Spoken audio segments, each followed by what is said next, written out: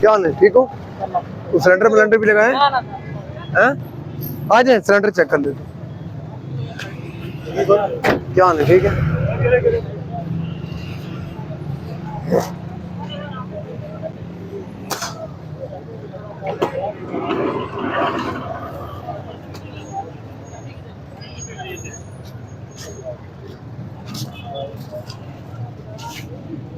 अच्छी बात है, फिटनेस अपना सिलेंडर नहीं लगे हुए, इस वजह से हम सिलेंडरों का तकाजा भी नहीं करेंगे। नंबर प्लेट तो गलत है इनकी,